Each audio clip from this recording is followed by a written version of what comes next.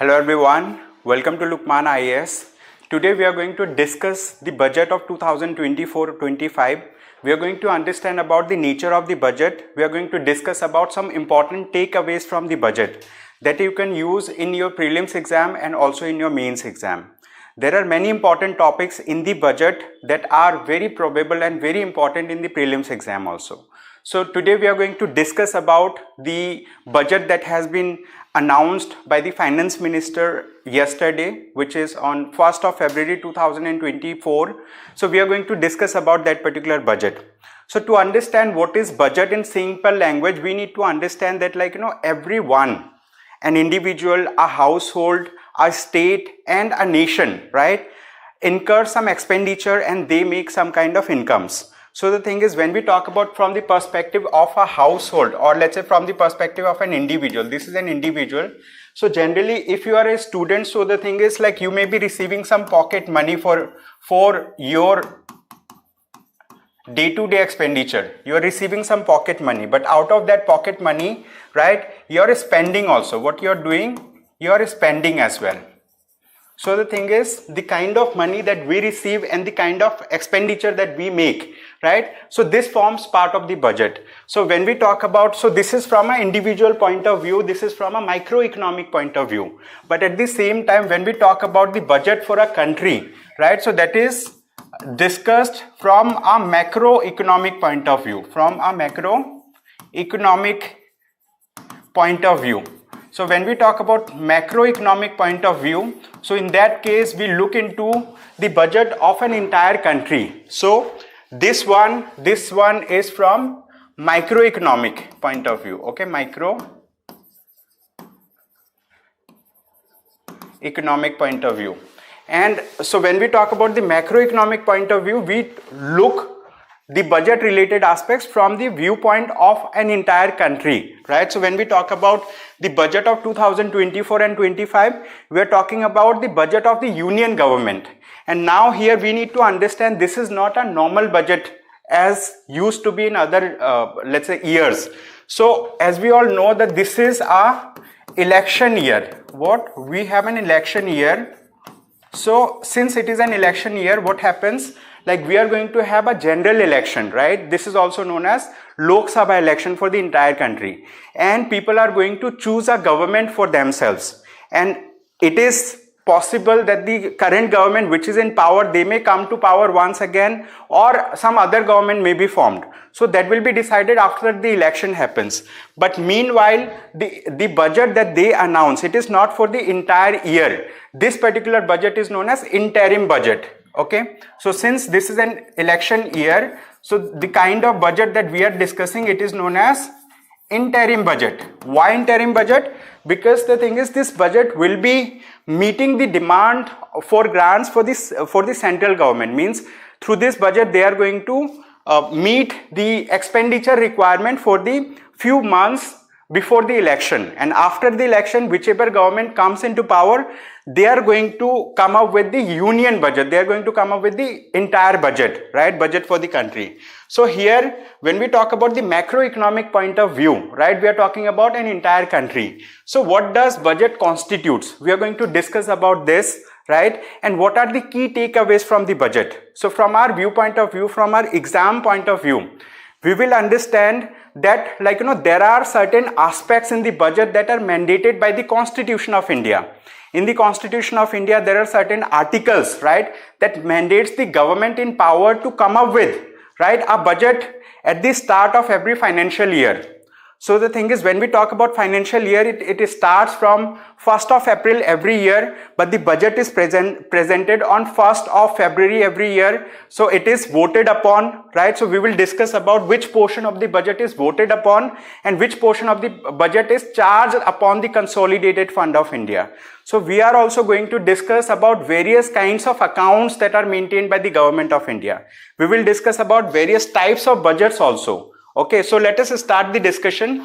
So here when we talk about this budget, right, when we talk about this budget of 2024-25, when we talk about this one, so basically in this budget there are certain aspects that are announced by the finance minister, and they are done under an obligation of the Constitution of India. So we are going to discuss about those parts of the budget, right? Those parts of the budget that are announced under an obligation of the Constitution of India, okay, of the Constitution of India. So what are those provisions, right? So we are going to discuss about those provisions. Number one is known as annual financial statement, okay? It is known as annual financial statement. So when we talk about the annual financial statement is a statement of the budget of the union government. So it is mandated under Article 112 of the Constitution of India, okay?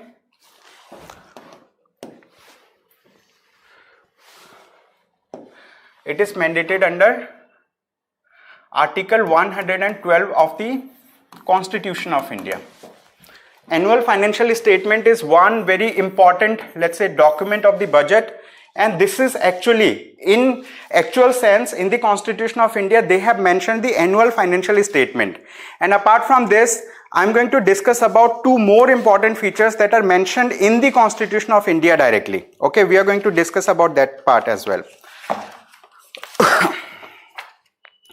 So I have taken up some important documents for discussion. Second is known as demand for grants. Okay, second is known as demand for grants, right? And third part is known as finance bill.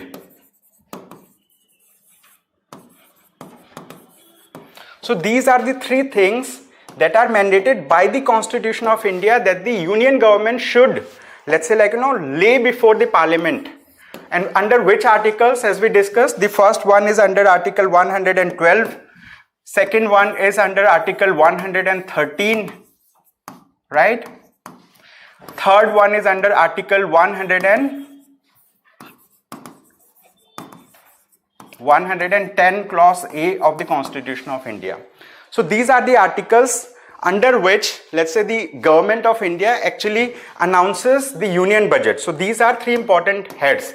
So we will discuss about what is the nature of the annual financial statement. We will discuss about what are demands for grants. We are going to discuss about the finance bill. And for the purpose of these three things, right, for the purpose of these three things, the government of India maintains three accounts. We are going to discuss about the names of these three accounts. We are going to discuss about what kind of money comes into those accounts as well. Okay, so this is the thing. So these are the three heads that are under the Constitution of India.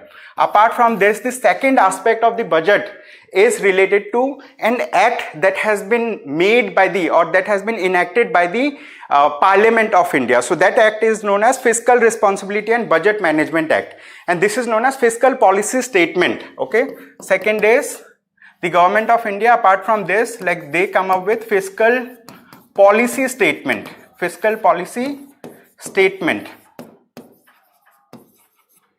right, Fiscal Policy Statement, and this is under the Fiscal Responsibility and Budget Management Act, under the FRBM Act 2003.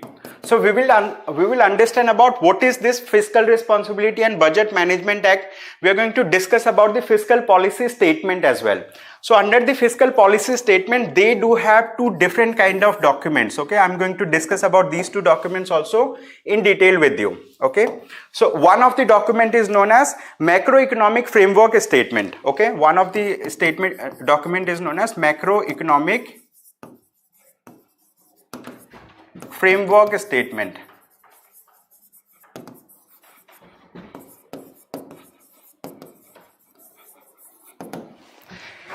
And second part of it is known as Medium Term Fiscal Policy.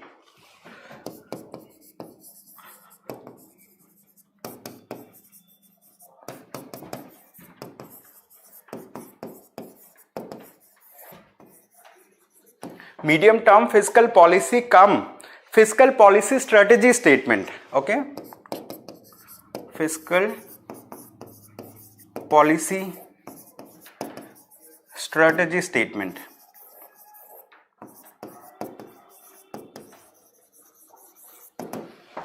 So now let us understand about these three things, these two aspects.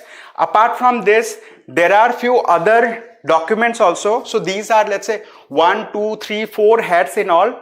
Apart from this, let's say there are 6 other documents also that are announced by the government whenever they come up with any budget, whether it is interim budget or it is a let's say, like, annual financial statement, the budget for the entire year, right? A normal budget or a this particular budget. So the thing is, these these 3 parts, which is annual financial statement, demand for grants and finance bill, they are mandated under the Constitution of India, and this particular document, fiscal policy strategy, under the FRBM Act, it is under an act.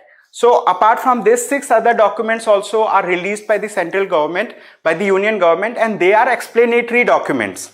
And 2 of those explanatory documents are very important for the UPSC prelims and mains exam. So let us discuss about this annual financial statement. We will discuss about the demand for grants. We will discuss about finance bills. But before that, let us understand about 3 different accounts that the government of India maintains. And these accounts are known as the Consolidated Fund of India, the Contingency Fund of India, and the Public Accounts of India. So we are going to discuss about these accounts. Okay, we are going to discuss about these accounts. Accounts of the government of India. Accounts of the government.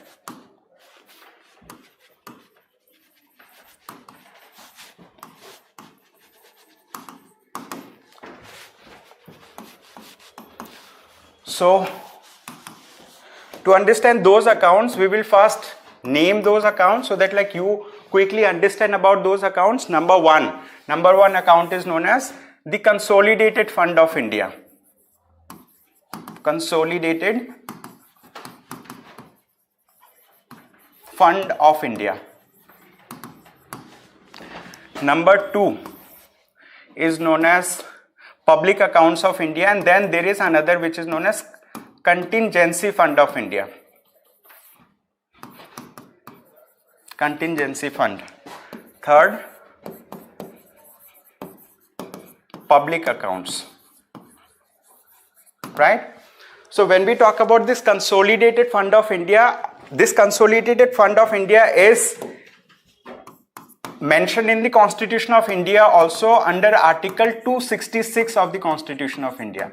Under Article 266 Clause 1 of the Constitution of India, we have mention of Consolidated Fund of India. Apart from this, we have this Contingency Fund of India, which is mentioned, right? Contingency Fund of India, which is mentioned under Article 267 of the Constitution of India. Then we have Public Accounts of India. It is mentioned under Article 266 Clause 2 of the Constitution of India. So we will discuss about what is Consolidated Fund of India, how money goes into the Consolidated Fund of India, how money is withdrawn from this particular account, what is Contingency Fund of India, and what is Public Accounts of India. Right? So let us discuss about these funds one by one. When we talk about Consolidated Fund of India, it is the main account of the of India or of the government of India. Okay, this does not belong to any political party. This is the account of the Union of India. This is the account of the government of India. So this is Consolidated Fund of India. So all the kind of taxation proceeds that comes, right? So there are various sources, multiple sources. There are let's say like sources from the taxation. There are sources from non-tax receipts. So they come to the Consolidated Fund of India. However, if they have to withdraw amount from the Consolidated Fund of India, they have to, right, withdraw this amount after getting it voted from the Parliament of India, from the Lok Sabha specifically. Okay, so they get voted from the Lok Sabha, and how it gets voted. So basically, this has two categories under it, right?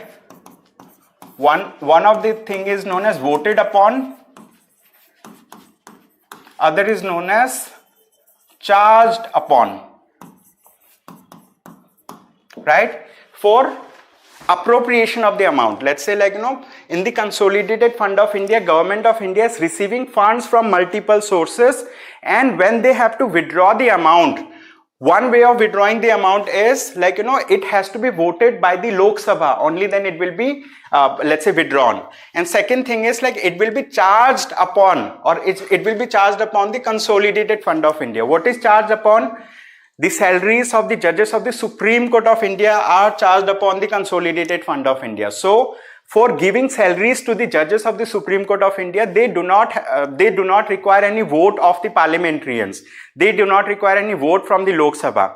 And similarly, if we talk about the salary and emoluments of the Comptroller and Auditor General of India, emoluments of the President of India, when we talk about the salaries, right, of the Vice President of India or Chairman of the Rajya Sabha, so they are basically charged upon the Consolidated Fund of India.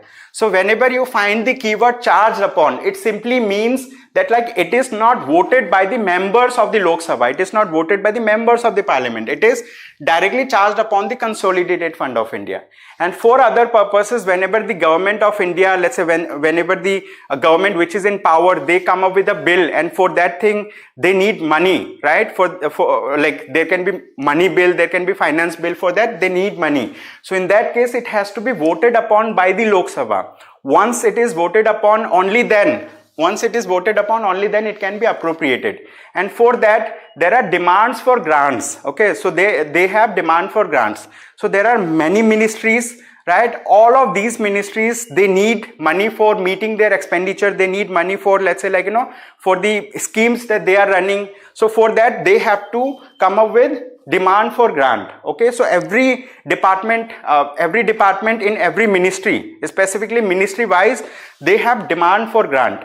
But there can be situations that from the same ministry, right, there can be more than one demand for grant if the nature of the expenditure are different. Okay, so this is the thing. So this is known as Consolidated Fund of India. This is one of the most important account of the Government of India, because this is the main account in which the money comes from taxation sources and non-taxation sources. Okay, so this is the thing. So the thing is, all revenues received by the government, loans raised by it, and also receipts from recoveries of loans granted by it, together form the Consolidated Fund of India. Okay, so all revenues that are received, loans that are raised by the government, whether these loans are raised from the external sources, means like out of India, and those loans that are, let's say like, that are received by the government from internal sources, from within the country. Okay, so the money comes to the Consolidated Fund of India. So we understand that like, if the Government of India has to, let's say like, ask for some money from the Consolidated Fund of India, it has to be voted upon by the Parliament. It has to be voted upon by the Lok Sabha. But if we talk about, there can be some situations where one of the house, let's say like the Lok Sabha is dissolved. In that case, how the expenditure will be met. And for that purpose, the Government of India has created, right, in the Constitution of India, there is mention of Contingency Fund of India. So Contingency Fund of India is actually looked after. It is under the control of the President of India. Okay, the President of India is the person who authorizes that some amount of money can be withdrawn from the Contingency Fund of India in case of certain emergency, in case of certain urgency, right? So President of India has been authorized, right, under this. And so there is a specific topic under this, let's say it can be important for the prelims, that like, what is the corpus of the amount? What is the corpus? Corpus means like, what is the amount that is kept in the Contingency Fund of India? Okay, what is the corpus that is kept under the Contingency Fund of India? So the corpus is of rupees 30,000 crore. Okay, 30,000 crore. So how this is maintained? Basically, let's consider that like, there is an emergency situation where the President of India is authorizing withdrawal of money from the Contingency Fund of India. Let's consider it is 5,000 crore rupees. So the thing is, the corpus, I mean like the amount will be reduced, but whenever the Parliament will reassemble, whenever there will be a member in the Lok Sabha, in that case what will happen? So they they will authorize this amount, withdrawn amount, to be withdrawn from the Consolidated Fund of India, and later on it will be, let's say, given to the Contingency Fund of India. So corpus is maintained at 30,000 crore. From here, emergency expenditures can be authorized by the government, but after emergency expenditure has been authorized, right, so amount gets reduced from it, and later on when the parliament reassembles, parliament authorizes that particular deficit to be met by the Consolidated Fund of India. Okay, so in that case they have to vote upon this particular thing. All right, so now let us understand about public accounts of India. So what is this public accounts of India? This is again a very important thing that we need to discuss.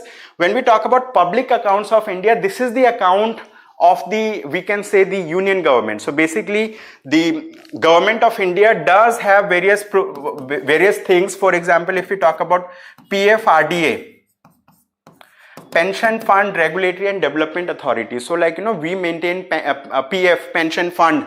So we do have EPFO, right? And we do have various other agencies where, like, you know, citizens of India keep their money, and from where, let's say, like, you know, the money is given back to the citizen after some point of time. So those money goes to the public accounts of India. So let's consider we have EPFO, or right, or we have LIC, Life Insurance Corporation of India.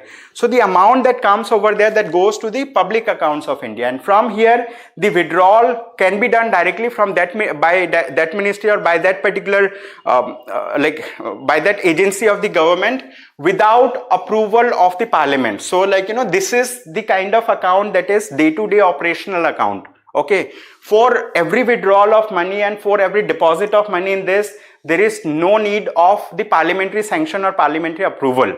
All right, these are the three accounts that are important. What you need to remember is, you need to remember the article numbers of these accounts. You need to remember that, like, you know, what is the purpose of which account, what is charged upon. Charged upon means whenever salaries are to be paid to the salary and emoluments to the President of India, judges of the Supreme Court, Comptroller and Auditor General of India, and let's say, like, you know, to the Vice President of India. So they are charged upon from the Consolidated Fund of India. In that case, no parliamentary approval is needed. This is important. So when we talk about this particular budget document, right, when we discuss about this budget document, so we discussed that there are certain important things that are mentioned in the Constitution of India, under which the Finance Ministry, or to be specific, the Finance Minister announces the annual financial statement, right? They announce the demand for grants. So demand for grants come from every ministry, every department. There is a separate demand for grant, and they have to be voted upon. So along with the annual financial statement, they also give demand for grants. So as of now, in this particular budget, they have given around 102 or maybe 112 demand for grants. Okay, so in all they have given huge number of demand of grant for meeting this particular thing, interim budget. This is the thing. And finance bill, what is this finance bill all about? So when we talk about this finance bill, so finance bill is basically a single document. So like under this, what happens under the Finance Act, right? So they have multiple provisions. If Government of India is changing some tax norms, if it is amending some tax provisions, so all of it is clubbed together, and so they get it passed through the finance bill. And this is mentioned under Article 110 of the Constitution of India. This is important. This is important for you to understand. So this is, let's say, like, you know, these are keys to budget, right? What are the things? Apart from this, we have discussed, let me underline the important things. So annual financial statement is an important thing. Demand for grants is important. Finance bill is important. And fiscal policy statement under the FRBM Act. These are important. So these are four heads. I would, let's say, number it in Roman so that you understand. These are four heads, right? These are four heads that are important. Apart from this, they come up with 6 more documents as well. Okay, they number these documents as A, B, C. This is D, and then there are E, F, G, H, I. Right, so there are 6 more documents, and those 6 more documents are in explanatory nature. Means like they explain what is mentioned here in annual financial statement. What is the vision of the Government of India related to economic planning? Okay, so we are going to discuss about that. So when we talk about this particular thing, let us now talk about those documents also. Okay, so this is, let me write down E, F, G. Let me write down one by one. So what is this E? So basically this is another document which is known as expenditure budget. Okay, this is known as expenditure budget. Then we have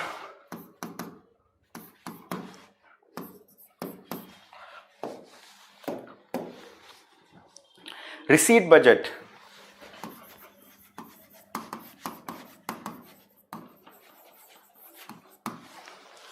Then we have expenditure profile.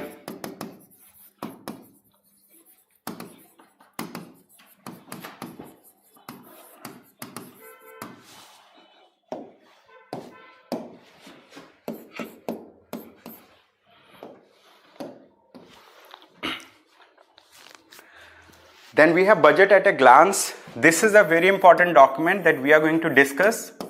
Budget at a glance.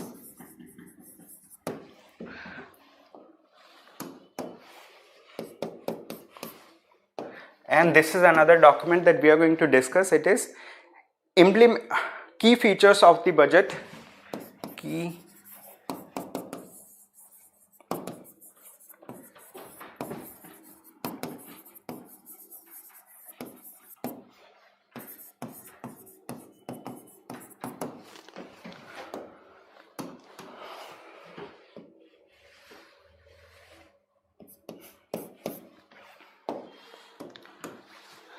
Then we have the last one is implementation of budget announcements. Okay.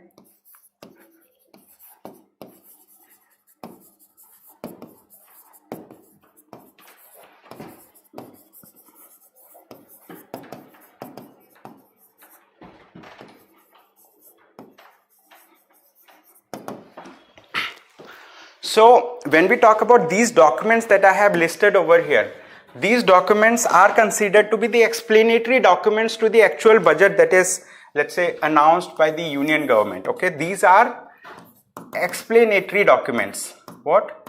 These are explanatory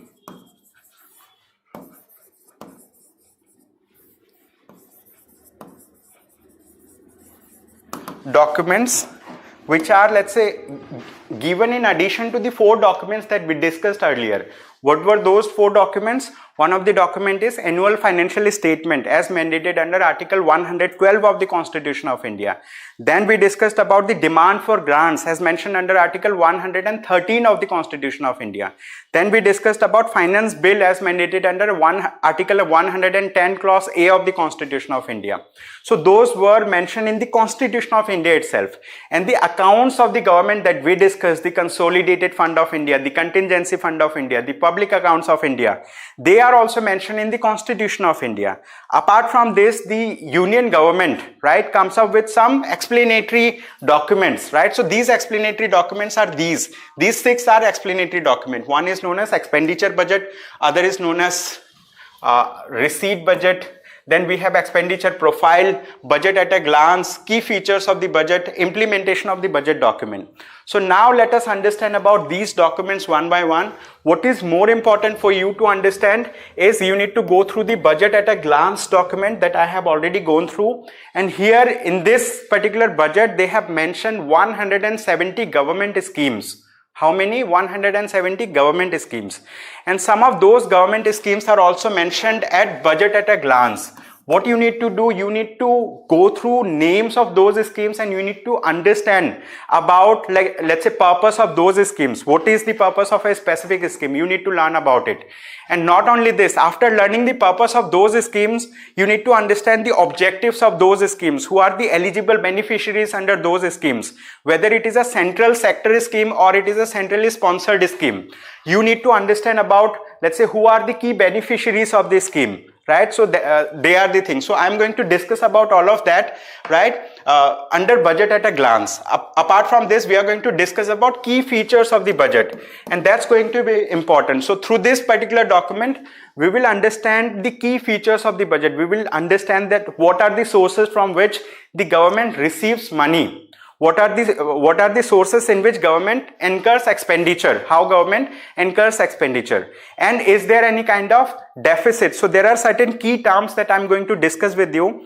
These key terms are most important, very important key terms that I'm going to discuss at this point of time. Okay, so here I'm going to discuss about some of the key words that are mentioned in the budget. If you understand these words, you will be able to understand the budget in detail, right? You don't need to struggle much.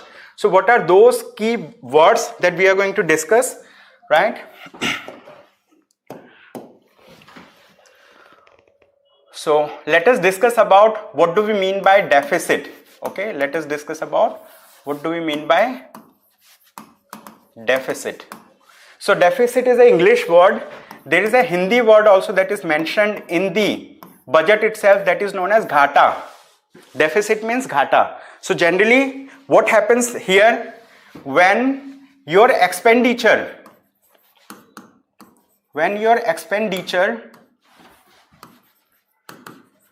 is greater than the income that you have, right? When your expenditure is more than income, for example, you are spending 150 rupees. Let's say, like, you are an individual. I am taking the example of individual, right? So how much you are spending? You are spending rupees 150. And how much you are earning, or let's say how much receipt do you have, right? You have rupees 100. So the thing is, you have, in Hindi this is known as ghata. Means, like, ghata in this sense, it's not in the let's say business sense that way. Means like you are spending more than you are earning. What will happen? You will be in deficit, you will be in liability, you need to repay that amount. So similarly it happens for the union government also, it happens for the central government as well. So deficit means whenever the expenditure is more than income. So if we talk about the quantum of deficit, the amount of deficit, that will be equal to expenditure minus income. So total expenditure minus total income will be known as deficit. This is the, let's say, like, definition of the keyword deficit. Apart from this, we do have different types of deficit. We are going to discuss about types of deficit also. Okay, let us discuss about what are different types of deficit. Why we are discussing about deficit? Because generally what happens in case of India, and so is the case with many other countries across the world, that always it has been the case that, like, expenditure of the government is more than what is income of the government. Okay, means, like, income means the receipts or receipts from different sources, taxation sources and non-tax sources. So whatever government receives, out of them, how much government spends, government generally spends more than what it receives. So it is always in a kind of deficit. That's why the government of India has come up with Fiscal Deficit and Budget Responsibility Act, which is in short known as FRBM Act. So that FRBM Act mandates the government to keep the deficit like within certain limit. Means, like, government should not go, let's say, like, beyond, over and above that particular limit that has been set by the FRBM Act. So generally FRBM Act says that the deficit should be kept below 3% of the, let's say, like, total GDP of the country. But if we talk about what is the vision, so here we discussed about, there is a vision document also which is known as Budget at a Glance, right? In that particular vision document, right, they have mentioned that government strives to have the budget deficit at around 4.5%. Means, like, still they are not, let's say, within the limits as set by the Fiscal Responsibility and Budget Management Act. Okay, so this is still not, let's say, like, this still does not meet the criteria of the Fiscal Responsibility and Budget Management Act. We will discuss about FRBM Act at a later point of time, but you need to understand about some key words that are important, right? So what are those key words? We are going to discuss about types of deficit. Number one type of deficit is known as revenue deficit. Okay, it is known as what? Revenue deficit. Revenue deficit. So revenue deficit means basically the amount that the government receives and the amount that the government spends. Generally government spends more than what it receives. So the thing is, revenue deficit is equivalent to, right, it is excess of government's revenue expenditure over revenue receipts. Okay, so this is known as revenue expenditure minus revenue receipt. Okay, revenue expenditure minus revenue receipt. So this is known as revenue deficit.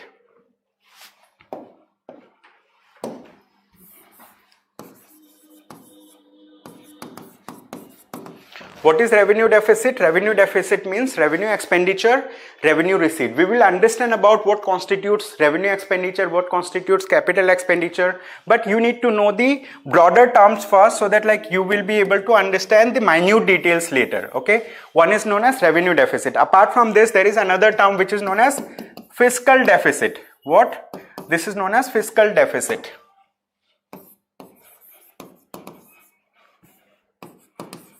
Now, the definition that is given under the budget document itself by the government is mentioned as, it says, the difference between the total expenditure of the government by way of revenue, capital and loans net of repayment on one hand means like, total expenditure of the government, whether it is revenue expenditure, whether it is capital expenditure or whether it is loan net repayment, means like, let's say we have taken loan from external countries, let's say we have taken loan from Japan, we are repaying for those loans, we are repaying the principal amount, we are repaying the interest amount also. So all of it, the total expenditure that the government makes, right, minus revenue receipts of the government and capital receipts which are not in the nature of borrowing by which accrue to the government on the other constitutes the fiscal deficit. So here they say that what is fiscal deficit? It is the total expenditure of the government. Fiscal deficit is total expenditure of the government minus total receipts of the government. So I'm going to make it clear what does total expenditure include. So total expenditure include three important parts as mentioned in the budget itself. So they have mentioned that like it is revenue expenditure, capital expenditure, revenue expenditure, EXP means expenditure, okay, revenue expenditure. Second, capital expenditure, capital expenditure. Third, repayment of loans, okay, net repayment of loans. Here they have mentioned loans net of repayment, okay, net repayment of loans, net repayment of loans. So these three things, revenue expenditure, total revenue expenditure of the government, total capital expenditure of the government, net repayment of loans of the government, they include total expenditure. And when we talk about total receipt of the government, so this includes revenue receipt of the government, capital receipts of the government which are not in the nature of borrowing, okay. So let me write down this. So when we mention about total receipts, number one of it constitutes revenue receipt, number two capital receipt, okay, number two capital receipt.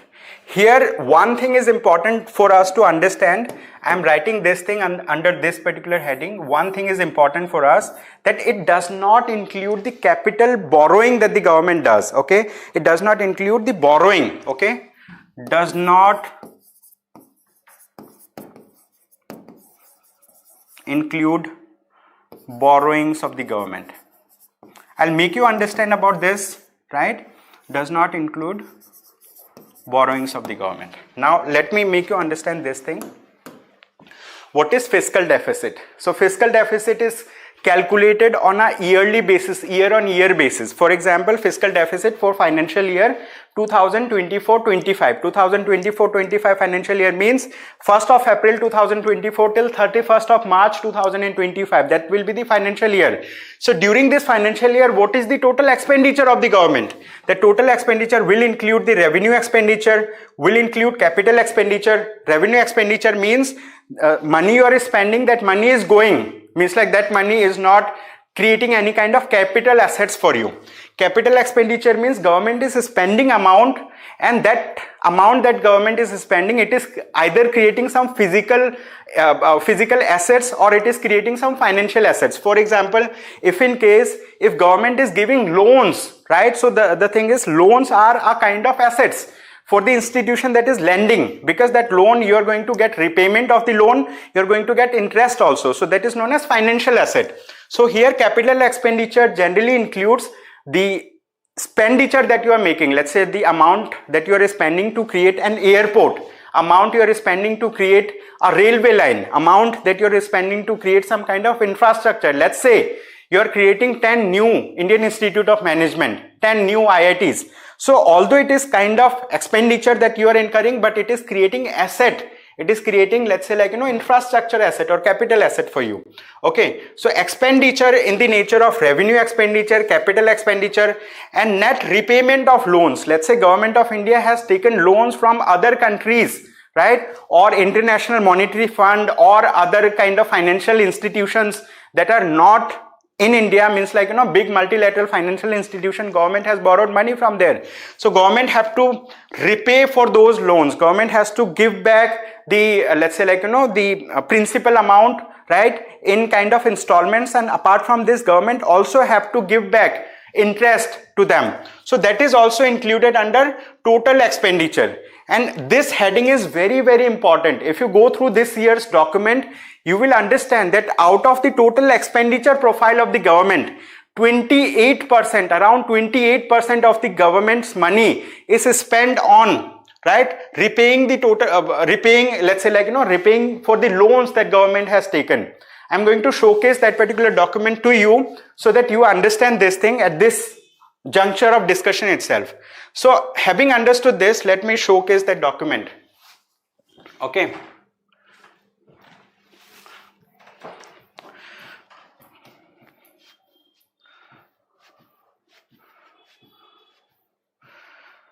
So this is the document that we are going to discuss.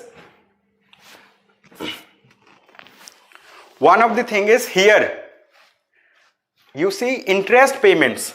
This is the expenditure profile of the government, means this is where the government is spending money, right, in various kind of schemes, central sector scheme, centrally sponsored scheme, other expenditure, pension scheme, means like those people who have worked with the union government, right, after they retire, union government gives them pension benefits, right. So although pension benefits have been stopped after 2004, but before that government of India was giving pension, and those people, many of them are still beneficiaries of pension. So 4% of the money goes in the pension expenditure.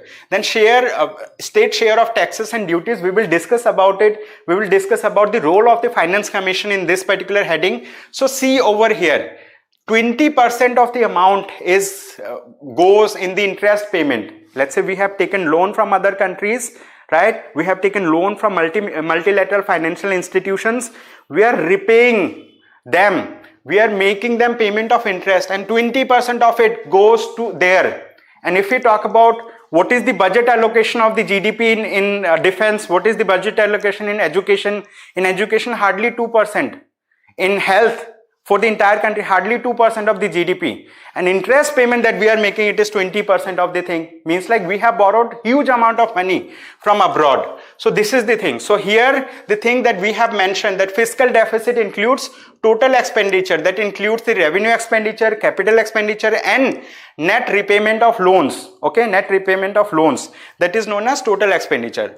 Total receipt means revenue receipts, capital receipt, but it does not include borrowings. Let's consider that, like, this year, in this financial year from 2024 to 2025, the government of India decides to borrow money from International Monetary Fund or from World Bank or maybe from another country, let's say Japan or maybe United States of America. So we may be borrowing, let's say, like, thousands of lakhs of crore from that. So shall we include the borrowed money as part of fiscal deficit, or like as part of receipts that we are having? No, it is not. To calculate the fiscal deficit, that is not included. So borrowings are not included in calculation of fiscal deficit. But when we are making expenditure, net repayment of loans, So that is included in the expenditure part, but the receipts, I mean like receipts by way of borrowing, is not included over here. So I hope you have understood about the revenue deficit and fiscal deficit. Having understood this, now we are going to discuss about another deficit which is known as gross primary deficit, or in short it is known as primary deficit. Okay, so let me write it down here. Third is important. This is known as primary deficit. What? Primary deficit. So primary deficit, to understand primary deficit is very, very easy. So it is gross fiscal deficit reduced by gross interest payment. Okay. Gross primary deficit is, this is gross fiscal deficit. So in the budget document they have clarified, wherever they have mentioned fiscal deficit, that means gross fiscal deficit. Okay, so this is primary deficit is equal to gross fiscal deficit minus gross interest payments. Okay, minus gross interest payments. So government of India pays interest also, that is, let's say like this is known as primary deficit. Let me talk about what is gross interest payment. Let's say the government of India has borrowed from within the country by issuing GSECs, government securities. So government securities are interest bearing instruments. So government issues it. So people who purchase government securities, they get interest from the government on a timely basis. Maybe it is 7%, 8%, it is decided by the government from time to time. That's the thing. But there are some other kind of, let's say like, instruments of borrowing for the government. They are known as, for example, treasury bills. So treasury bills are not interest bearing instruments. Why? Because treasury bills are discounted at the face value. For example, there is a T-bill, in short, which is known as treasury bill. Its price is mentioned 100 rupees, but while issuing, the government will mention 95, let's say while issuing that thing, government will take 95 rupees. Means a person who is purchasing the treasury bills, here purchasing something worth of 100 rupees, but he is actually paying 95 rupees. At maturity, when he, let's say like, gets it redeemed, when he gives it back to the government, he receives 100 rupees. So the thing is, it is not interest bearing instrument, but like it is offered at discounted rate in the beginning itself. So these three definitions are very, very important. So this is the thing. So now in the budget document, what they have mentioned revenue deficit, that includes gross revenue deficit, fiscal deficit, that means gross fiscal deficit, and primary deficit. So if you understood these things, if you understood these definitions, you will be able to understand the budget document quickly. Okay, budget document quickly. I'm going to showcase that budget document to you, right? So let us understand, let's say, this part of the budget document. So here a lot of data are there. I will not take you to the data directly, because let's say you may get little confused in the beginning, but slowly and gradually after 10-15 minutes I'm going to take you to through the data as well. Let me showcase.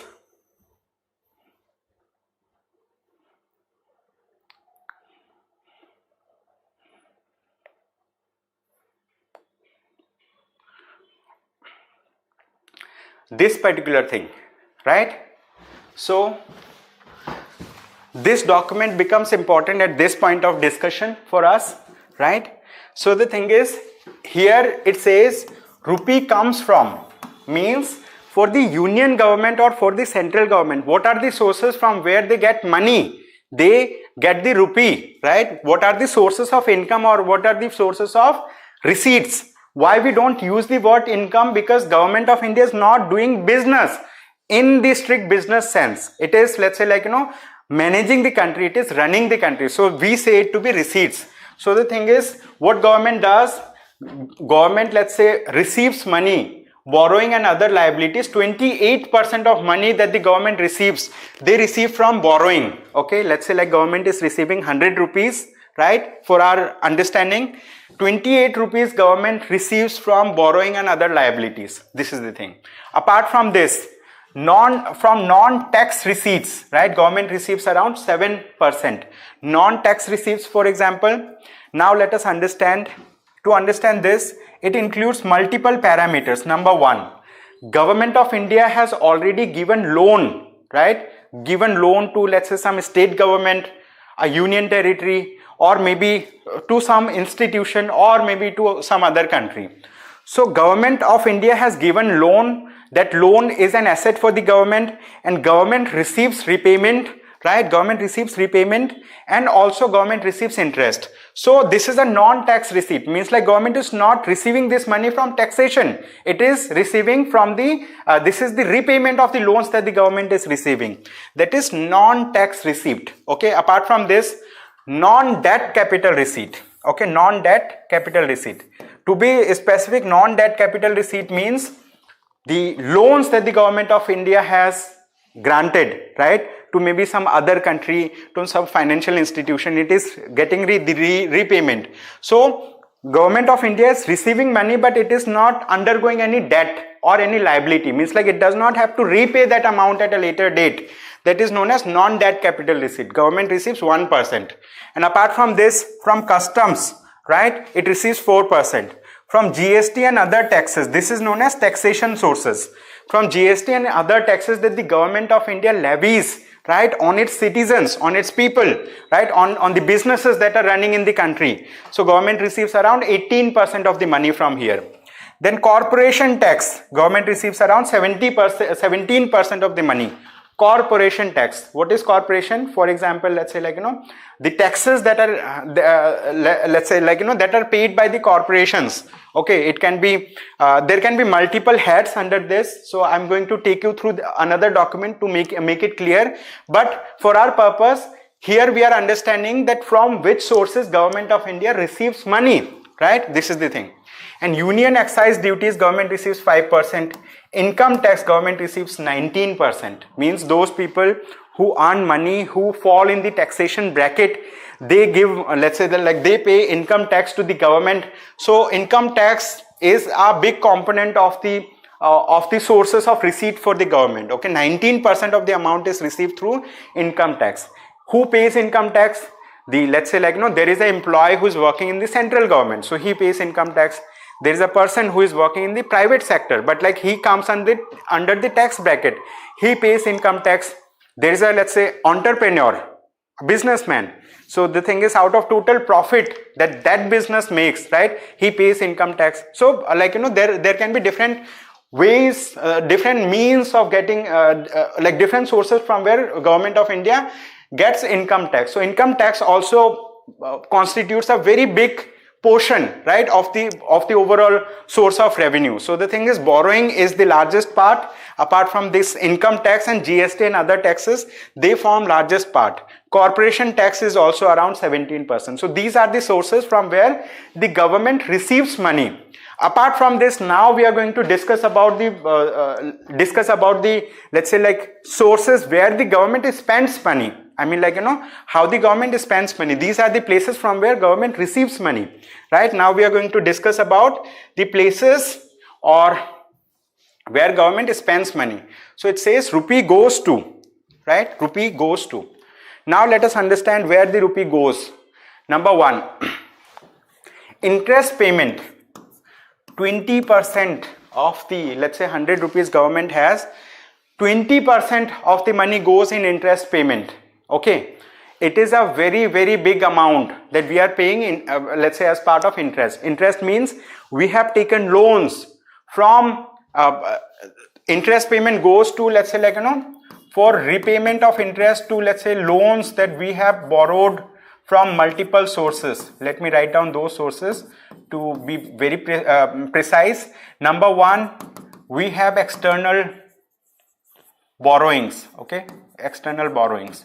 So external borrowings may be from other countries. It may be from multilateral financial institutions like World Bank, International Monetary Fund, New Development Bank. It can be any bank, right?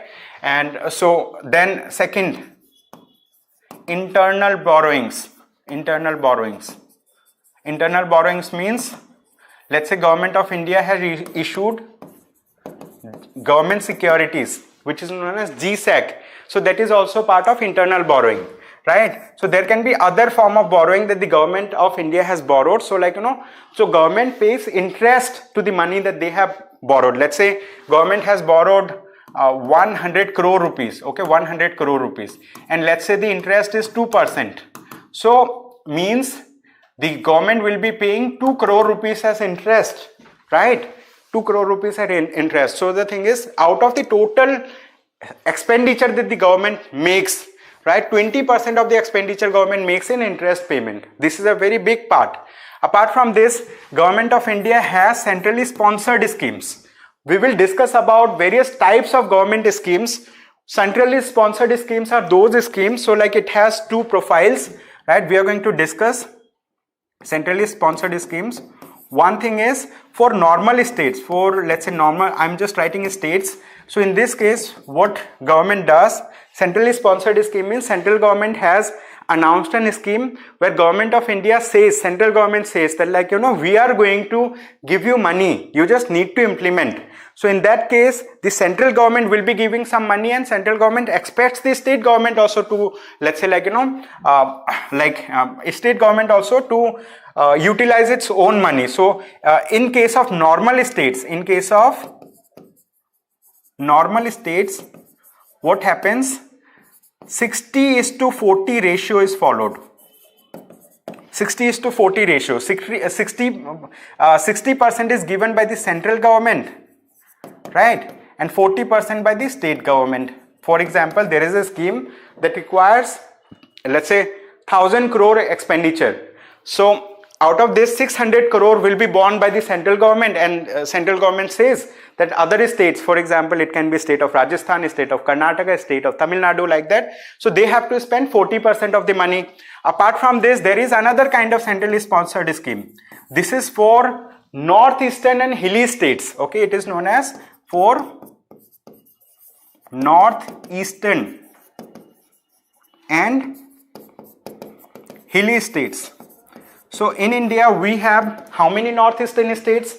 How many northeastern and hilly states? In all, there are 12 northeastern and hilly states. Okay, 12. So 7 northeastern states, and if we include the Sikkim also, it becomes 8 states. And there are hilly states also, Himachal Pradesh, right? Himachal Pradesh is one of the hilly state. Then we have Uttarakhand, another hilly state, right? Jammu and Kashmir. I mean, like earlier it was Jammu and Kashmir. Now there is 11.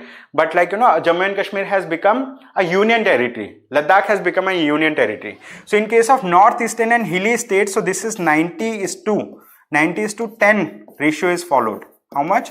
90:10 ratio. Means for normal states, central government spends 60% money. It expects the state government to spend 40% money. In case of northeastern and hilly states, central government gives 90% of the money, right, for implementation of that scheme, and it expects the state government to incur about 10% of the expenditure. That's the thing. Now, so interest payment we have understood, centrally sponsored schemes we have understood, subsidies, let us understand. So Government of India gives subsidies to various things. For example, if we talk about subsidies to primary sector, subsidies to the farmers. So whenever farmers are purchasing fertilizer, right? So fertilizers are sold to the farmers at a very, very subsidized price. Okay, the price at which farmer pays, right, is very low as compared to what is the international price of fertilizer in the international market. And similarly, the diesel is given at subsidized price, right? And the all kind of inputs that the farmers have in their field, so they get at a subsidized rate. And the thing is, like, there is World Trade Organization. We all know India is a member of World Trade Organization, and World Trade Organization mandates that the developed countries can give subsidy to the tune of 5% in primary sector or in agriculture sector.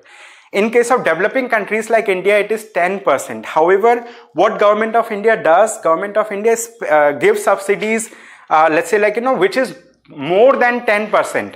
And Government of India uses a peace clause which is mentioned under the, let's say, Bali round of negotiation under WTO. Okay, so like there was a Bali round of negotiation under WTO. So under that, let's say like there is a peace clause. I mean like if in case we exceed the subsidies, so we can get some kind of relaxation from there. So under WTO, they have mentioned various kinds of, let's say like brackets of subsidies. They are in the nature of, let's say, black box, blue box, amber box and all. So basically we are talking about the amber box subsidies, right?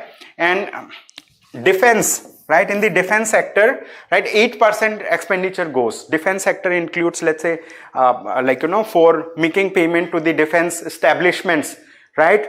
For rendering its services. For example, the Parliament of India is now being secured or given security by the Central Industrial Security Force. The border is protected by Indo-Tibetan ITBP, right? Border is secured by the BSF, right? And we have Assam Rifles. So we do have, let's say like defense establishments in the country. Defense personals are working, and also what we are doing, let's say like increasing or improving the strength of the defense establishment. We are going for defense modernization. We are acquiring weapons from other countries. We are developing indigenous weapons. We are developing submarines. We are developing, let's say like helicopters, fighter planes and all. So we are a nuclear capable state, right? So like we do have nuclear weapons. So the thing is, defense is one of the most crucial and strategic sector of the government of India. Why? Because through defense we are able to protect our sovereignty. Okay, we are able to protect our integrity from any kind of external threat or aggression. This is the thing. Then there are central sector scheme. What? We do have two types of schemes for the central government. One is centrally sponsored scheme. I have discussed in detail. Then there is another thing which is known as central sector scheme. So central sector schemes are those schemes of the government of India in which whatever expenditure happens, the central government or union government, let's say like meets all those expenditure. It provides money for all those expenditure. That is, in central sector scheme, government of India is spending around 16% of the total money. Then Finance Commission and other transfers. Now let us understand about Finance Commission. So far, India has 15 Finance Commission, and now the central government has announced the chairman of the 16th Finance Commission. Okay, so 16th Finance Commission. I'm just writing FC. FC means Finance Commission.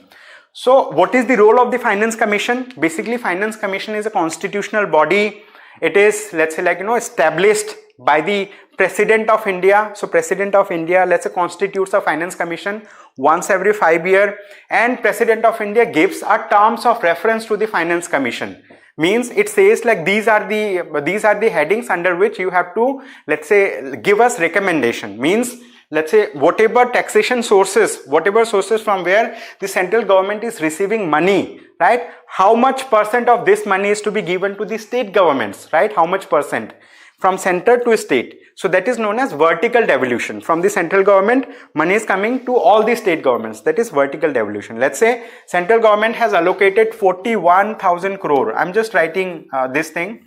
Means like this is just a percentage out of 100 rupees that the government has got from different taxation sources.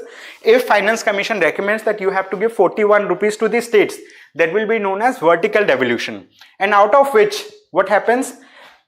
They have decided how much money is to be given to the states, but how it is to be distributed among those states, it is also decided, right? It is also, let's say, recommended by the Finance Commission. That is known as horizontal devolution. So here we talk about various kinds of things. One is known as vertical devolution.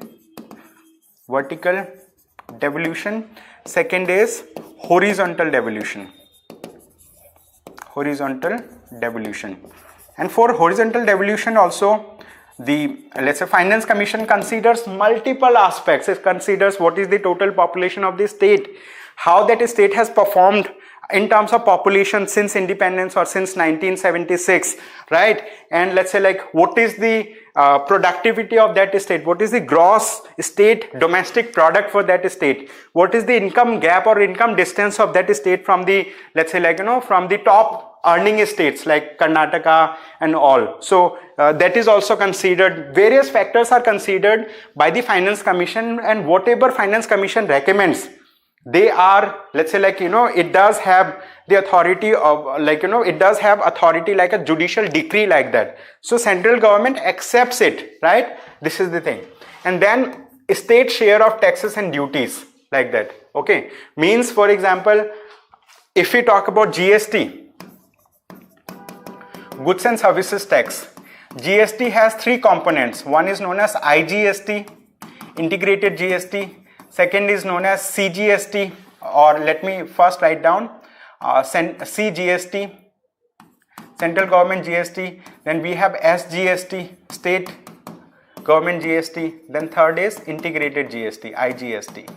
So central government is receiving money, right? But central government in itself does not have a separate territory. I mean, like, India is a federal state. So like, we do have a central government, we do have a state government.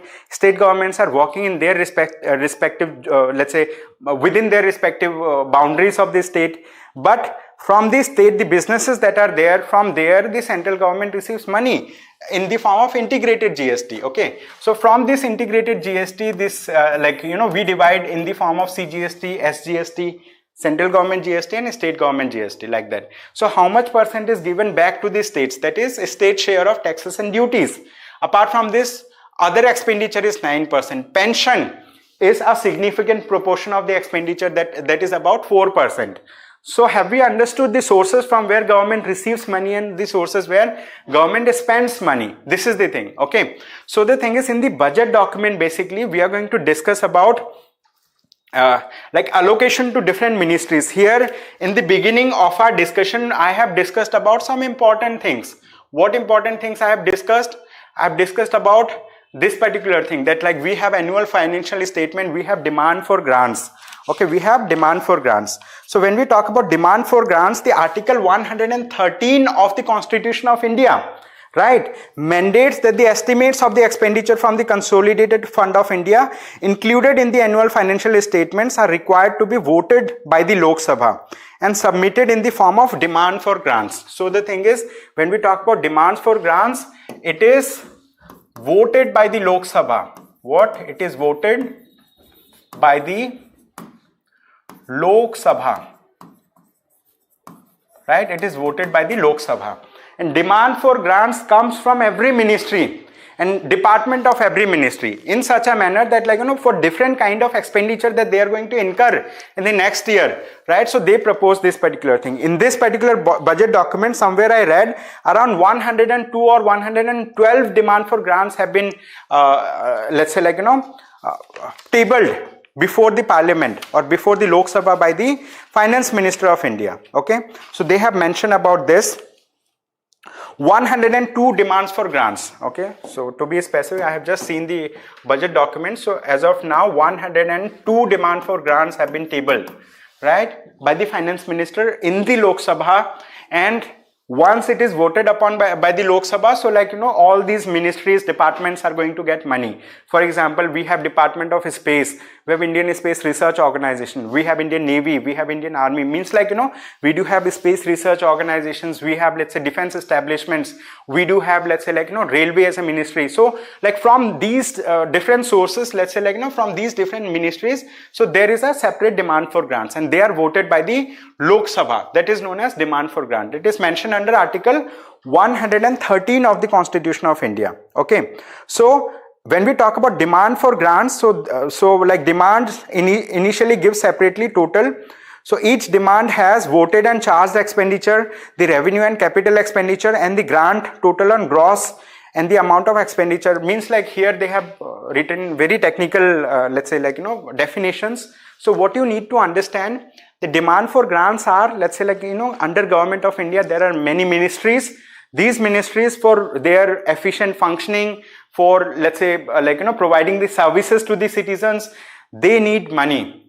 And they, let's say, like, you know, come up with demand for grant. They submit it to the Ministry of Finance, and Ministry of Finance evaluates it and, like, you know, rationalizes it, and finally the finance minister tables it in front of the Parliament of India. And this happens for all the ministries in the country. This is the thing. Okay, so this is known as demand for grant. So we discussed about this particular thing. Now here, having understood this, now let us understand about another very important thing, is allocation, right, for specific ministries. So there are many ministries in which, let's say, like, to which the government of India has allocated, let's say, like, money. So I'm going to talk about these ministries one by one. So when we talk about Ministry of Defense, they have allocated 6.2 lakh crore. Ministry of Road, Transport and Highways, 2.78 lakh crore. Ministry of Railway, 2.55 lakh crore. Ministry of Consumer Affairs and Public Distribution, 2.13 lakh crore. Ministry of Home Affairs, 2.03 lakh crore. Ministry of Rural Development, 1.77 lakh crore. Ministry of Chemicals and Fertilizers, 1.68 lakh crore. Ministry of Communications, 1.37 lakh crore. Ministry of Agriculture and Farmers Welfare. Means these amounts are not important for you to remember. You need to just remember that these are the ministries. I mean, like, there are other ministries also. These are the ministries to which, let's say, like, they have raised demand for grants and they have been allocated, let's say, like, they have raised demand for grant for this much amount, like that. Okay, this is the thing. So allocation for a specific ministry. So now here we have allocation for major schemes of the government. So government of India does have many schemes that it is running. Some of these schemes are central sector schemes. Some of these are centrally sponsored scheme. Okay. Some of these schemes are central sector and some of these are centrally sponsored scheme. So here we need to understand that in the budget document, they have mentioned 170 such schemes. I'm going to take you through that document. But before that, let us quickly go through some important schemes of the government of India. For example, this is one of the most important scheme, that is known as Mahatma Gandhi National Rural Employment Guarantee Scheme. In short, it is known as MG-NREGS. What? MG-NREGS. Mahatma Gandhi National Rural Employment Guarantee Scheme. What is this scheme? Basically, through this scheme, the government of India gives 100 days of guaranteed wage employment to unskilled rural youths. Okay, those people who are residing in rural areas and they want to do unskilled labor, so they can get job under Mahatma Gandhi National Rural Employment Guarantee Scheme. So they are given wage employment for 100 days. So it does two important things. One important thing is it provides employment to unemployed people. Second important thing is, like, through this particular scheme, the government of India is creating assets. It is creating infrastructure. They are social infrastructure as well as economic infrastructure.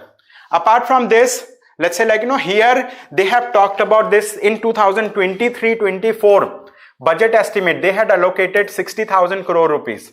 And in 2024-25 budget estimate, they have allocated, let's say, like, 86,000 crore rupees in this particular scheme, Mahatma Gandhi National Rural Employment Guarantee Scheme. So they have allocated a huge amount of money. Apart from this, there is another scheme which is known as Ayushman Bharat Pradhan Mantri Jan Arogya Yojana, PMJAY. Ayushman Bharat Pradhan Mantri Jan Arogya Yojana. So this is a kind of health insurance scheme. This is a kind of health sector scheme. So under this particular scheme, there are many households in the country. So the thing is, they are insured.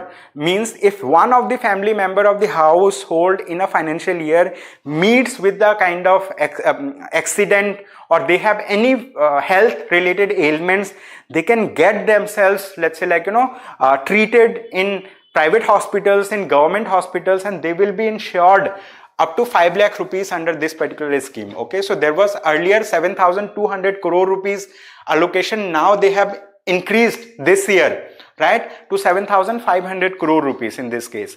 Then there is production linked incentive scheme. So when we talk about production linked incentive scheme, this is a kind of a scheme, let's say, that nudges or that molds the behavior of certain industries. Means, like, there are certain industries where government of India is interested to invest, where government of India wants that, like, this particular sector of the economy should grow. So there government of India provides production linked incentive scheme. For example, I'll give you some example. One of the example is electric vehicles, EV sector. Why electric vehicle is being promoted? Because electric vehicles are environmentally friendly thing. Means electric vehicles emit lesser greenhouse gases, they emit lesser carbon dioxide. Since they emit lesser greenhouse gases, lesser carbon dioxide, what happens? I mean, like, they are going to be environmentally friendly, and India will be able to meet its, let's say, like, meet its, what we say, the kind of, India has earlier made pledge that by the year of 2070 we want to become net zero carbon emitters, right? So it is in that thing. So like, Government of India promotes electric vehicles. Apart from this, for example, in let's say in electronic chip manufacturing, okay, in electronic chip manufacturing, so Government of India wants to promote that thing. So the thing is, those people who are going to produce the things, they will be incentivized, okay, production linked incentive scheme. So like, in this case, government has allocated 6,200 crore rupees this year. Last year it was 4,645 crore. Similarly, here they have mentioned another, which is modified program for development of semiconductors and display manufacturing ecosystem. Means like for semiconductor, there is another separate scheme, right? Modified program. So here chips means it can be moved over here, but like, this is production linked incentive scheme. It is for multiple sectors. It is for, let's say, like, cotton, for Ministry of Textiles also. So there is technical textiles that is being promoted by the government. So for that also it can be used. Then there is solar power grid scheme. So Government of India has allocated 8,500 crore. National Green Hydrogen Mission, right? 600 crore. So green, what is green hydrogen? There is a possibility that in UPSC prelims exam, they may ask questions, what is green hydrogen, right? So green hydrogen means like hydrogen, basically we get hydrogen from, let's say like, water. I mean like, we do some kind of chemical thing. So like, oxygen and hydrogen are separated, and the process of doing this particular thing, if we are using the energy from renewable sources, that is known as green hydrogen, all right? So these schemes that I am discussing, these schemes are very important for the prelims exam. Remember, right? These schemes are important. These are some of the important schemes. Apart from this, I am going to take you through 170 schemes that I had discussed earlier. So receipts and expenditure. Receipts means sources from where government receives money, the income sources. Expenditure means sources where the government spends money, okay? So there is, if we talk about receipts, so we have revenue receipts, we have capital receipts, okay? So revenue receipts, I mean like here, many of you may get confused by these things, that what do we mean by this? Actuals, budget estimates, revise and all. So basically, for the year 2024-25, the interim budget that we have, so Government of India has given budget estimate. Means like this is estimated that this year from these sources we are expecting that we are going to receive this much money, and these are the sources we are expecting that like, we are going to incur this kind of expenditure. So this is estimate, but after maybe after some time, right, maybe after 3 months or 6 months, we are going to revise the estimate. Why we are going to revise it? Because we will get to know the actual data. So initially we have budget estimate, then we will be having the revised estimate, and then after the finance and all of these accounts are settled, we will be having the exact amount that is known as actuals. So in 2024, in the beginning, we do have actuals of 2022-23. We do have budget estimate of 2023-24, the year that passed. Why budget estimate? Right, the year that passed, and 2000, like we do have revised estimate also, because still we are in the financial year of 2023-24, right? Because financial year is going to begin from 1st of April. That's the thing. And this is budget estimate. Budget estimate means for the upcoming year, for the future. We do not have the exact data. We can only estimate the thing. So that's why we have actuals, we have budget estimate, we have revised estimate, and we have budget estimate for the next year. Okay, these are for the previous year. So this is the revenue receipt. So they have mentioned in terms of lakh crore. Okay. In terms of capital receipts, okay, so like from revenue receipts, the revenue receipts are increasing for the union government. You see the trend, revenue receipt is increasing. When we talk about capital receipt, what is happening, right? So actuals were 18.1 lakh crore. Later on in budget estimate, it was 18.7 lakh crore, revised estimate 17.9. And this is budget estimate 17.6, means like we are going to receive less from the capital receipt sources. Okay, we are going to receive more from the revenue receipt sources. So you need to compare these things. I mean like, if there is a question that according to the budget estimate 2024-25, which of the following will have higher receipts, the revenue receipts or capital receipt? It will be revenue receipt. Capital receipt is low, means like this is estimate. Apart from this, if we talk about expenditure, right? In case of expenditure, so the thing is expenditure has constantly been going up in case of revenue expenditure. See, 2020-23 actuals were 34.5, budget estimate 35, revised estimate 35.4, and budget estimate for 2024-25 it is 36.5. You see, there is a sharp increase in revenue expenditure. Okay, there has been an increase in revenue receipts also. Okay, revenue receipts and revenue expenditure shows a unilateral growth. When we talk about effective revenue expenditure, so effective revenue expenditure is, in case of budget estimates for 2024-25, is very high, is 15. Okay, before that it has been low, but like you know, there has been high low and all, but in case of revenue receipts and revenue expenditure it has been high. This is the thing. So these are some important takeaways from the budget document. Apart from this, I'm going to take you through some more important highlights from this budget document itself, right? So here they have talked about various, the Finance Minister of India has talked about Viksit Bharat by 2024, means like India wants to become a developed nation or developed country by the year of 2024. And how we can become a developed country or developed nation, right? By adopting certain kind of economic measures that's going to help the economy to grow at a faster rate. We want to generate more employment. We want to attract the, let's say, like, you know, foreign direct investment in our country. We want to incentivize our entrepreneurs so that, like, you know, they can establish businesses, they can grow at a faster rate, right? We are going to reduce the taxes. So there can be multiple, let's say, like, you know, multiple actions that can be taken by the government so that the economy grows. So the vision of the present government is that, like, we want to see a Viksit Bharat by 2024. So what is the vision? I'm going to talk about this vision. The vision is prosperous Bharat in harmony with nature, modern infrastructure and opportunities for all. This is the, let's say, like, you know, this is the vision of Viksit Bharat. So what I'm discussing here, I'm discussing the key highlights of the budget 2024-25. What is key highlight? So basically, in the beginning of our discussion, we have discussed that under the Constitution of India, annual financial statement, demand for grants, finance bill are mentioned, and the accounts of the government, the Consolidated Fund of India, Contingency Fund of India, Public Accounts of India, these are mentioned in the Constitution. Apart from this, under the fiscal policy, there is a fiscal policy statement under the Fiscal Responsibility and Budget Management Act. So these are four things. These three are done under the obligation of the Constitution. This is being done under the obligation of an act, which is FRBM Act. Apart from this, in the budget document, there are 6 more documents that the let's say, like, you know, government releases. These are explanatory documents, as I discussed.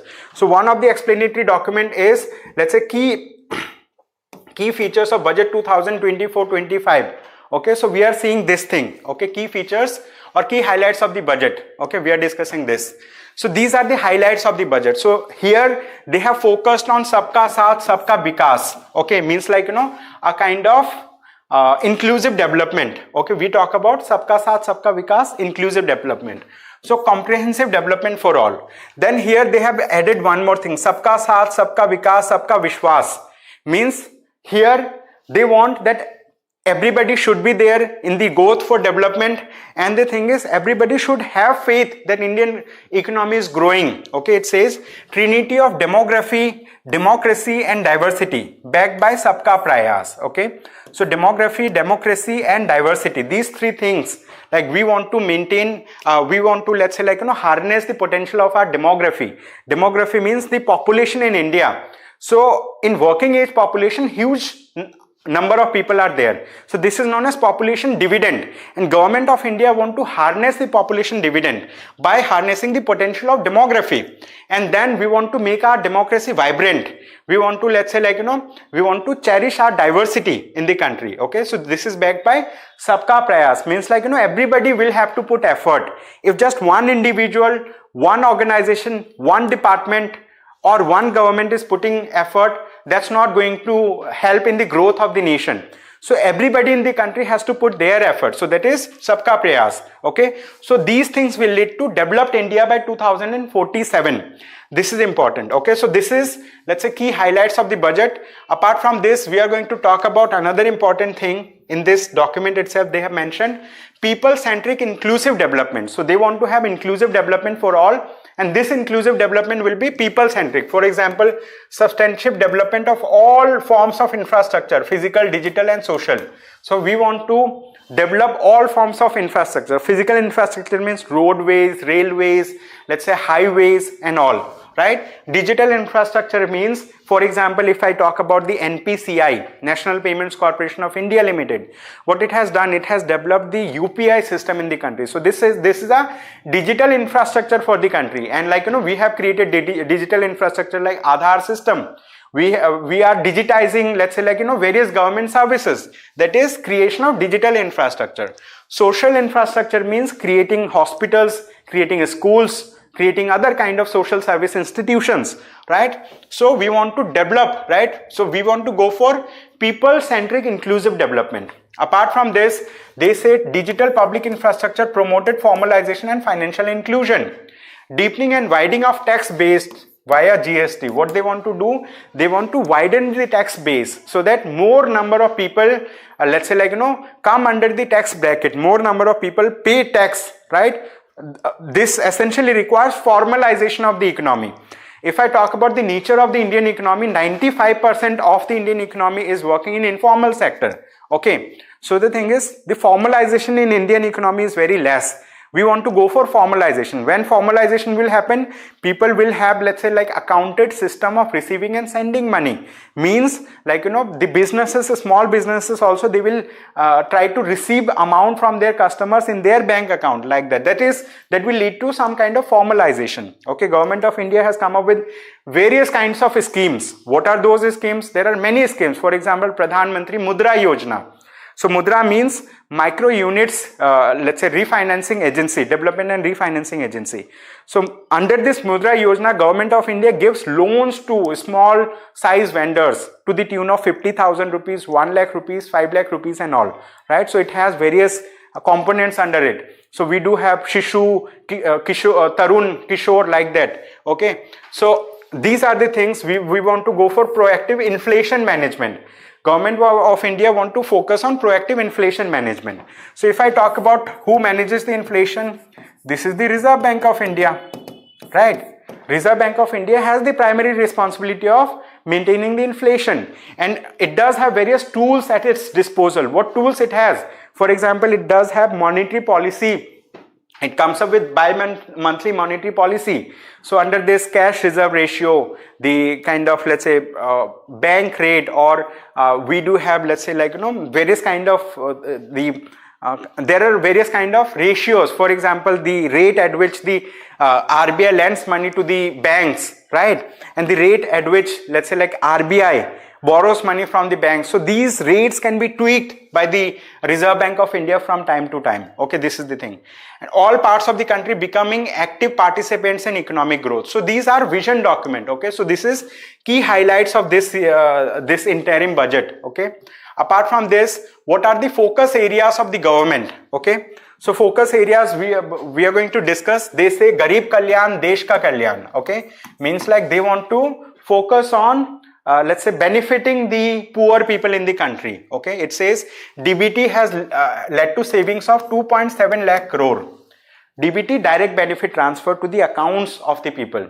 So DBT has plugged the leakages or gaps that are there in the system, and 25,000 crore moved out of multi-dimensional poverty.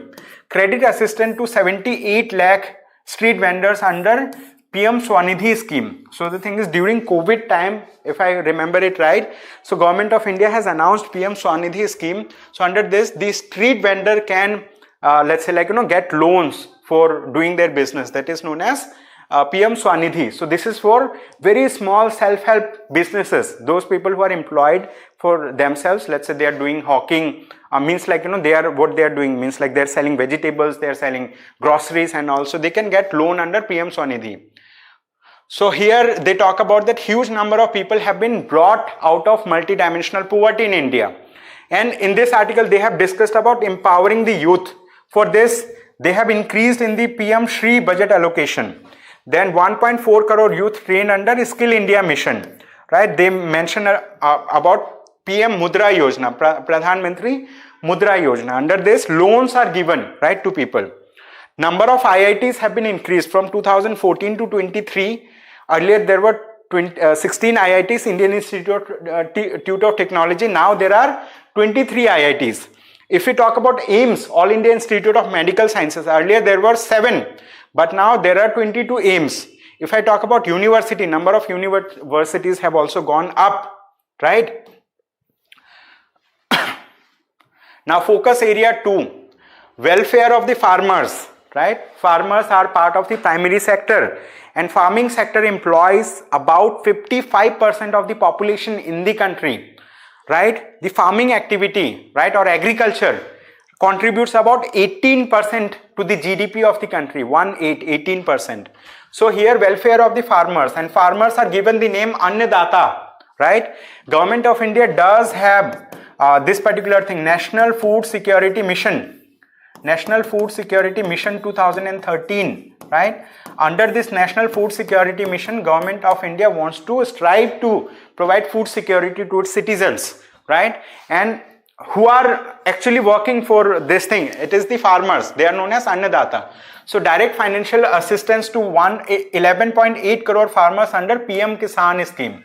So PM Kisan, under this, Government of India transfers 6,000 rupees in a financial year, right, in 3 installments. I mean, like, 2,000, 2,000, 2,000 each. So they have given 11.8 crore, they have given this amount to 11.8 crore farmers.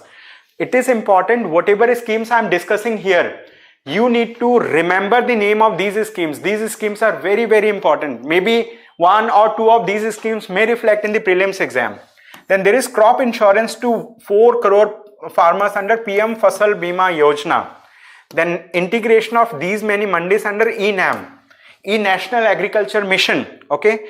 Then Nari Shakti. Nari Shakti means like women empowerment. Okay. We are talking about women empowerment.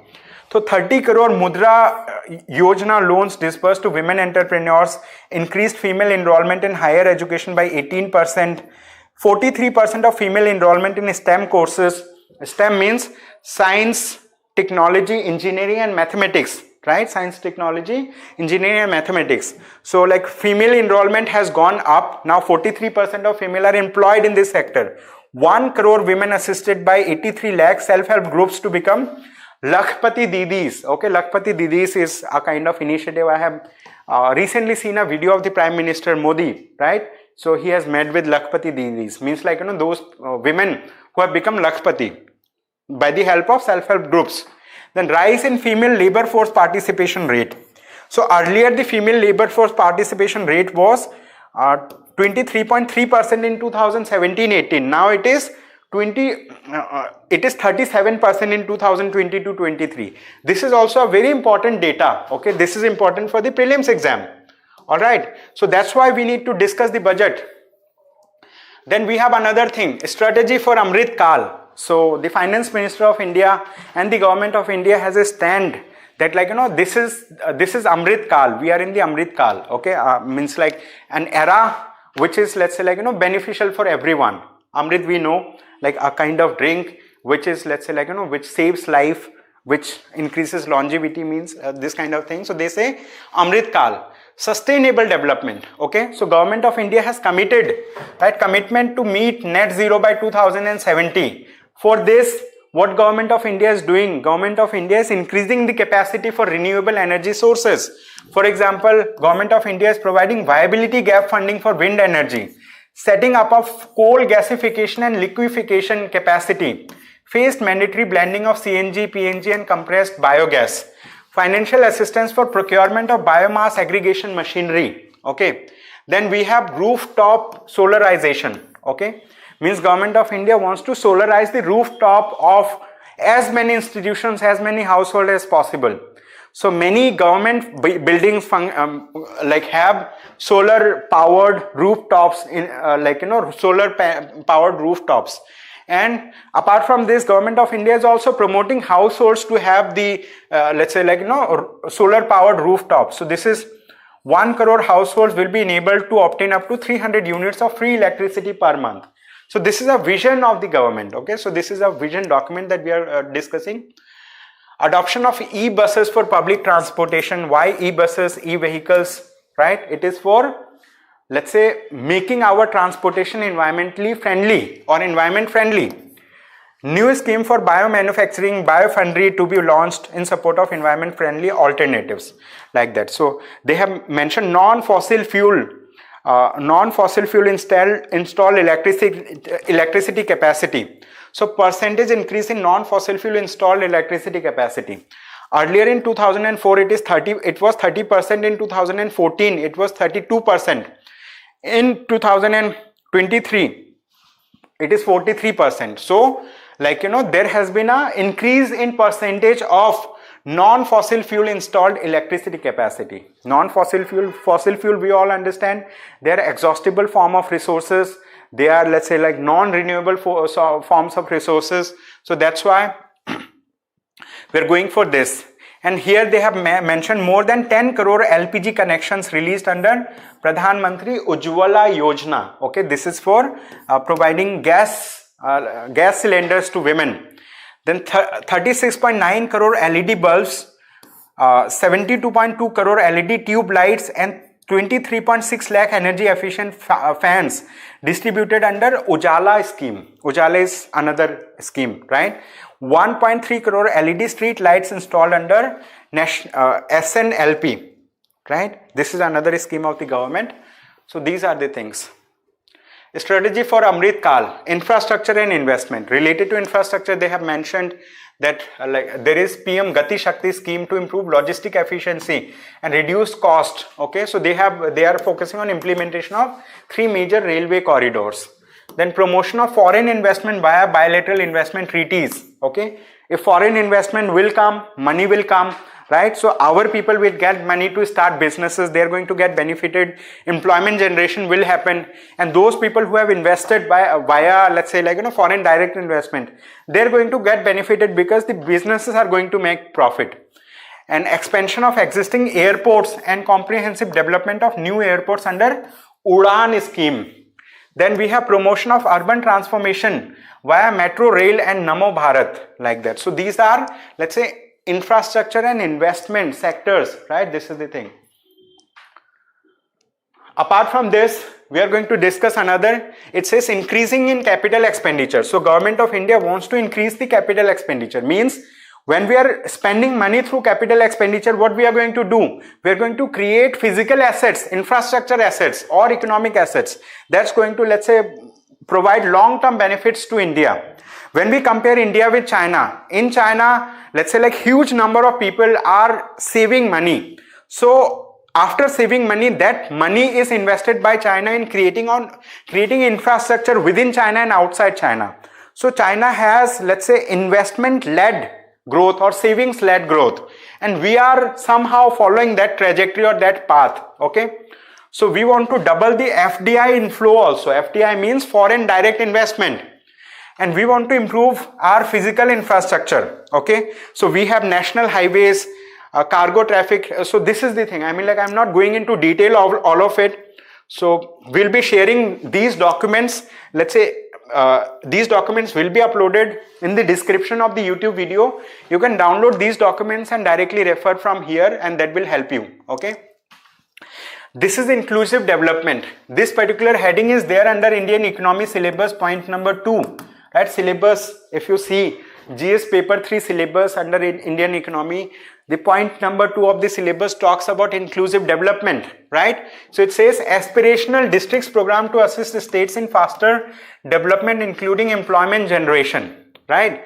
Inclusive development in aspirational districts. So there are 112 aspirational districts in the country. Okay, so in those districts we want to foster inclusive development. How? Number 1, we want to go for when we talk about percentage of women registered for antenatal care within first trimester. Now here the let's say the heading may seem little difficult for you to understand.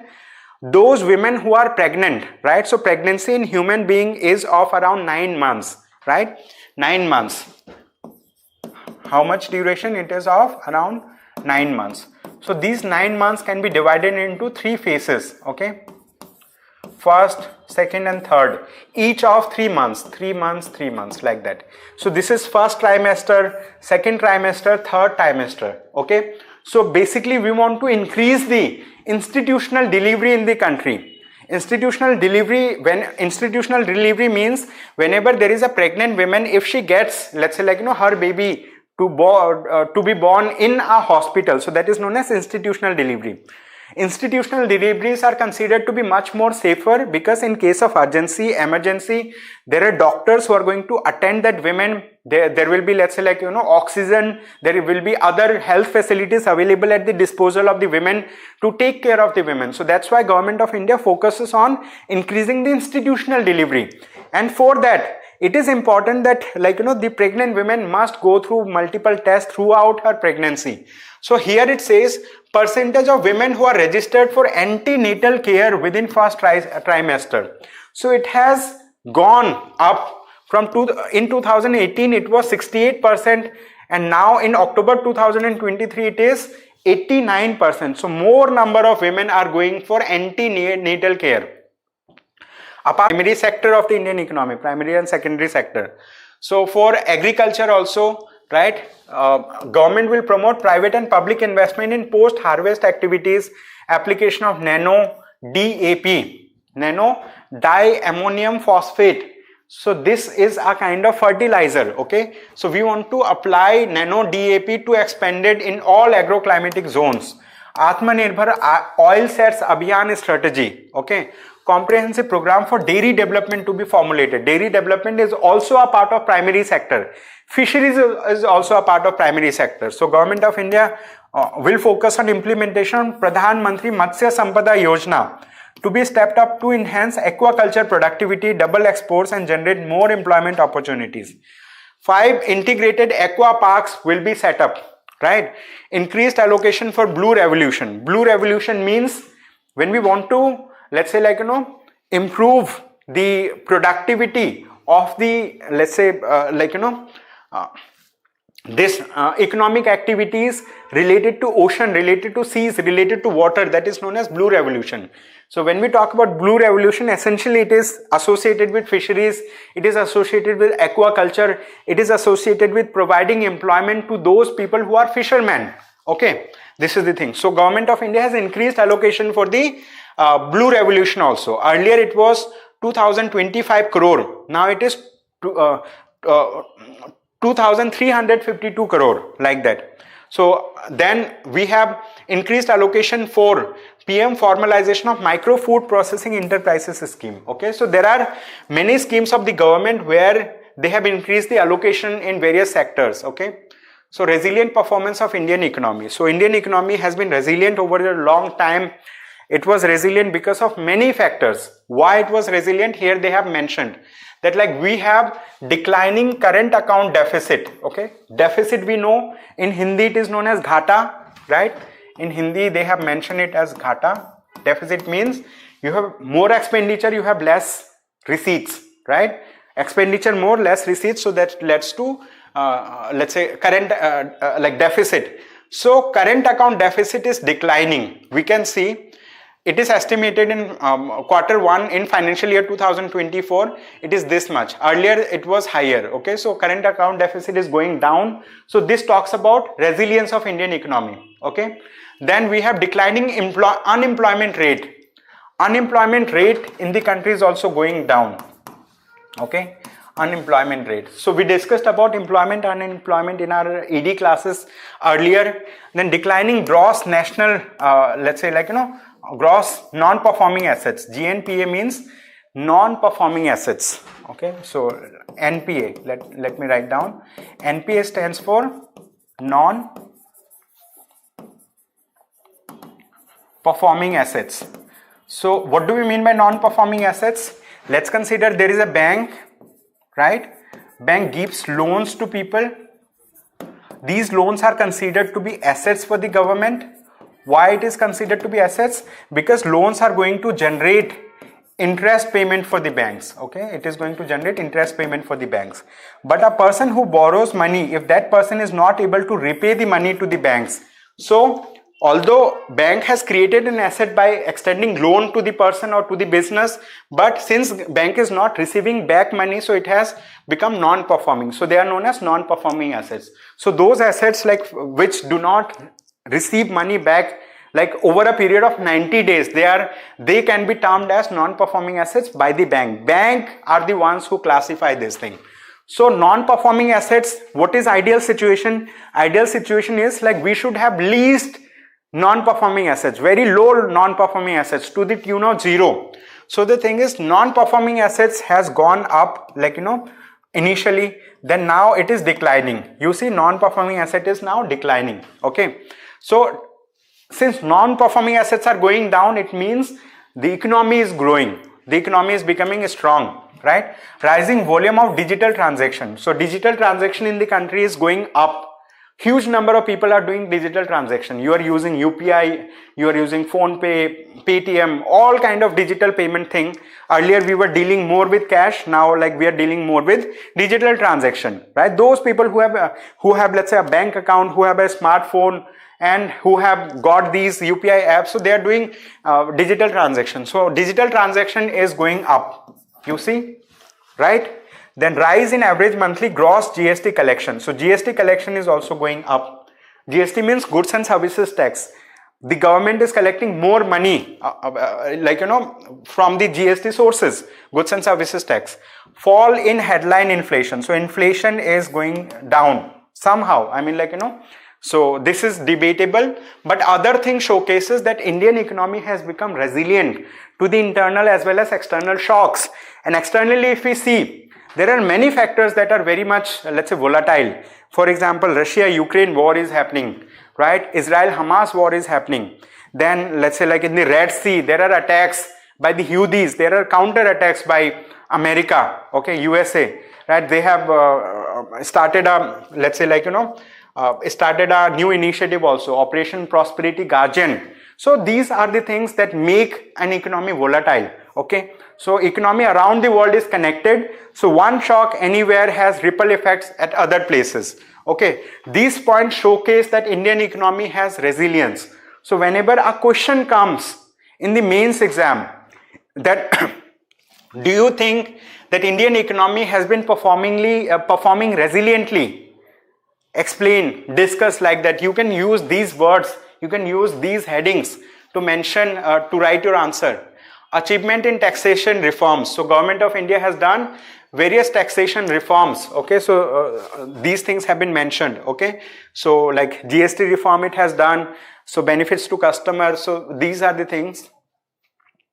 Government of India has proposed tax, okay? So what is the taxation proposal from the government side? They say they want to keep the tax rate same as before. They have not changed any taxation rates. Neither they have increased nor they have decreased either in direct taxes or indirect taxes or corporation taxes. So they have kept all the taxes as it is. They have not changed the taxation, okay? So they are continuing with the taxation thing. Withdrawal of outstanding direct tax demand. So this is the thing. So here they have mentioned. So we already discussed from where rupee comes from where rupee goes. Okay. Now I'm going to showcase another document to you. Okay. I'm going to showcase another document.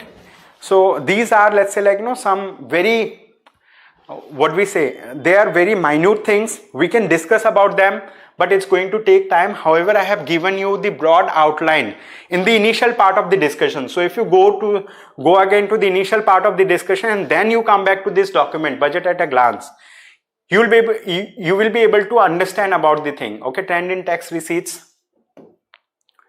I'm going to showcase a document here. So let's quickly see total transfers to states and union territories. So government of India is doing transfer to the states and union territories. The transfers have gone up. Consistently the transfer has gone up. You see, up. So there is a unidirectional trend.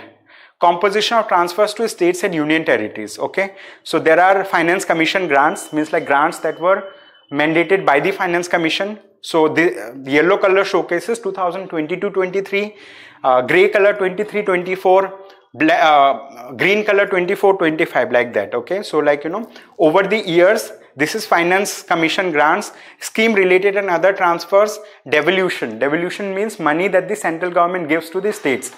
Vertical devolution and horizontal devolution. We discussed about it in the beginning Okay, so after the discussion, so this is the thing, budget. Okay, this is the budget. So we see what is the size of the budget. This is an important part of the discussion. What is the size of the budget? This is 47.66 lakh crore rupees. Okay, out of this budget, so here this particular size talks about receipts. Okay, receipts means the sources from where government receives money, right? Gross tax revenue, GST, customs, other taxes on union territories, state share of taxes, transfer of NDR fund, corporation tax, taxes on income, union excise duties, net tax receipts. So all these form net tax receipts. Okay, then non-tax revenue. So these, I mean, like add money to the government, the sources from where government receives money. Then market loans, small saving and state provident funds, debt receipts. Okay, means like, government is receiving money from, government is taking loans from the market. So these are known as debt receipts. I mean, like, government is receiving money, but they are debt. Government has to repay it. Then capital receipts also. Non-debt, NDCR means non-debt capital receipt, like that. Okay, so this makes the size of the budget. These are the sources from where government is receiving money. Now we are going to see the sources where the government is spending money. Okay, government is spending money. So this is the expenditure side. Okay, this is the expenditure side, right, of the government. So budget size is 47.66 lakh crore. The previous document we have seen, it is connected. We need to see a document that way. Okay, so expenditure side. So scheme expenditure, transfer establishment and other expenditure. Scheme means we have central sector scheme, right, where central government gives 100% for implementation of the scheme. Then we have centrally sponsored scheme. So in case of normal states, Government of India gives 60%. State governments are expected to spend 40% to implement this scheme.